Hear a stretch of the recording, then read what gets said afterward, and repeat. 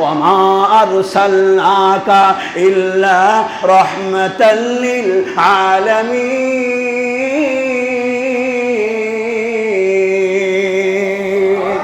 আল্লাহ রাসূল সাল্লাল্লাহু আলাইহি ওয়াসাল্লাম ডাক দিয়ে বলেন, ও ভাই, আল্লাহ রাব্বুল আলামিন সবটাই আমারে জানাইছে।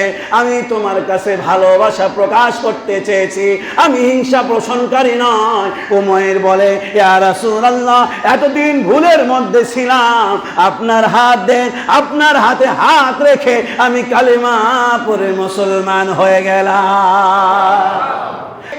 আল্লাহ রাসূল সাল্লাল্লাহু আলাইহি ওয়াসাল্লামকে কিভাবে হত্যা করা যায় এই বিষয় নিয়ে প্ল্যান করছে। উমাইর ইবনে ওয়াহাব এক পর্যায়ে বলে ফেলল, আমার কাঁধে যদি ঋণের বোঝা না থাকতো, আমার সন্তানগুলোকে দেখাশোনা করার যদি কেউ দায়িত্ব নিত, তাহলে আমি মুহাম্মদকে হত্যা করার জিম্মাদারি নিয়ে নিতাম। সাফওয়ান ডাক দিয়ে বলে, রে উমাইর, চিন্তা নাই, আমি শোধ করে দেব। তোমার সন্তানদেরকে আমি আমার নিজের সন্তানের মতোই দেখব। তুমি মুহাম্মদকে হত্যা করার জন্য মদিনার উদ্দেশ্যে রওনা করো।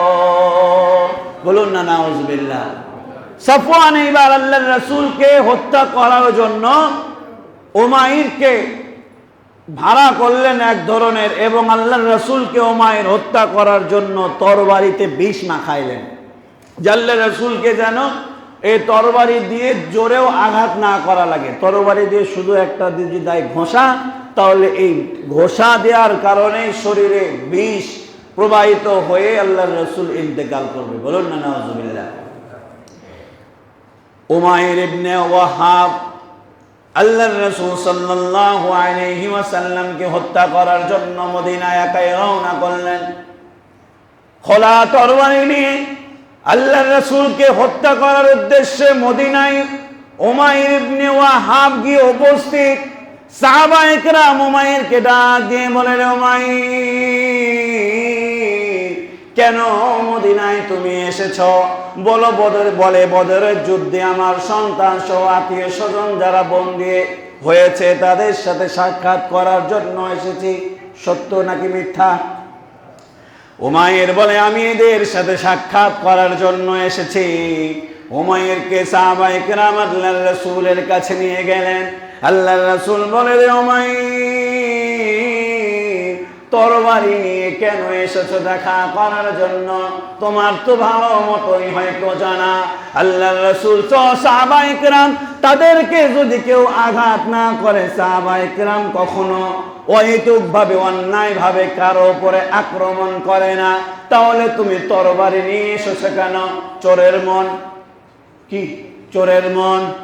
পুলিশ উমাইর সঙ্গে সঙ্গে থতমত হয়ে গিয়েছে, জবান দিয়ে আর কথা বের হয় না।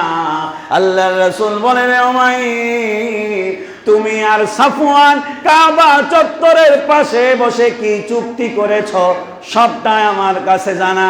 উমাইর বলে, কি চুক্তি করেছে বলেন দেখি। আল্লাহর রাসূল বলেন, উমাইর, আল্লাহ রাব্বুল আলামিন আমারে সবটাই জানিয়ে দিয়েছে। তোমার তরবারির মধ্যে বিষ মাখানো, তুমি আমারে হত্যা করার জন্য এসেছো।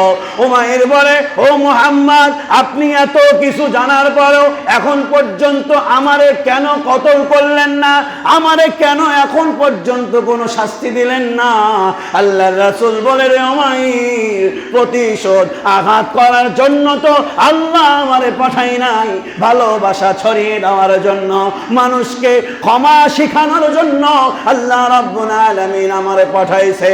ওয়ামা আরসালনাকা ইল্লা রাহমাতাল লিল আলামিন।